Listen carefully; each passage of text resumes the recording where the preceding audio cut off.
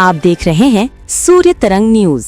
उज्जैन में शिप्रा तीर्थ परिक्रमा के समापन समारोह के दौरान मुख्यमंत्री मोहन यादव ने सिंहस्थ 2028 को लेकर बड़ा ऐलान किया।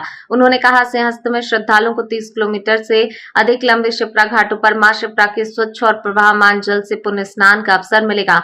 मुख्यमंत्री ने कहा, लगभग 6 दशक बाद ऐसा संभव होगा जब श्रद्धालु केवल शिप्रा के प्राकृतिक प्रवाहमान जल में स्नान कर सकेंगे। सीएम मोहन यादव ने कहा कि पिछली बार सिंहस्थ 2016 में मां नर्मदा के जल से स्नान की व्यवस्था की गई थी, लेकिन श्रद्धालुओं की इच्छा थी कि मां शिप्रा स्वयं पूर्ण प्रवाह में रहें। इसी को ध्यान में रखते हुए सरकार ने व्यापक व्यवस्थाएं शुरू की। उन्होंने प्रधानमंत्री नरेंद्र मोदी के नेतृत्व में विकास और विरासत संरक्षण की बात करते हुए कहा कि देश मेलजोल और समरसता की उत्कृष्ट परंपरा का उदाहरण बन रहा है। भोजशाला और मां वाग्देवी की प्रतिमा स्थापना का भी उन्होंने उल्लेख किया।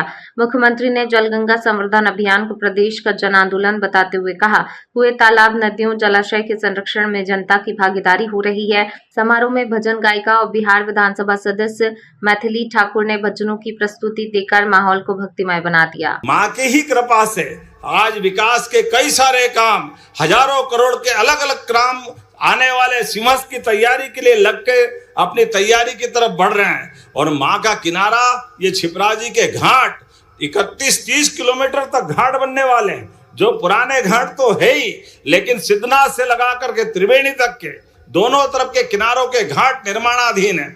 और आगे बढ़ करके नदी जोड़ो अभियान के बलबूते पर मां छिपरा के जल में सिंहस्थ का होना, ये 1967 में आखिरी बार हुआ था, लेकिन 80 के बाद से 80, 92 और 2004 तक मां गंभीर के जल से स्नान हुआ था।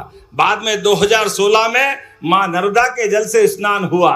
ये थोड़ा मन में खटकता भी था जब हम मां छिपरा के आंगन में उनका आशीर्वाद लेने आते, उनके आंचल में डुबकी लगाने आते, ऐसे में छिपरा जी का जल नहीं होना, ये कहीं न कहीं मन में खटकता था।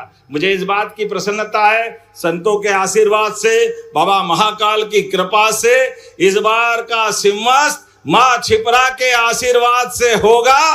पूरे वर्ष मां छिपरा का जल इसी प्रकार से आनंद के साथ जो 1967 के पहले चलता आया था, वो क्रम फिर स्थापित होगा। इसलिए हमारे पास ऐसे बहुत सारे प्रबंध चल रहे हैं जिनके बलबूते पर ये विकास के नए कीर्तिमान बनेंगे। लेकिन आज एक बार फिर मैं मंदिरों की घंटी की आवाज के साथ हमारा रोम रोम में रोमांच भी आ रहा है और भगवान का आशीर्वाद भी मिल रहा है। आज यहाँ इस किनारे पर समापन के साथ हम सब महाराज जी का आशीर्वाद भी चाहते हैं और स्वर गंगा की लहरियां अब यहाँ प्रारंभ होगी, जिसके भरोसे से ये सांस्कृतिक संध्या धन्य होगी। मेरी अपनी ओर से एक बार फिर आप सबका वंदन, अभिनंदन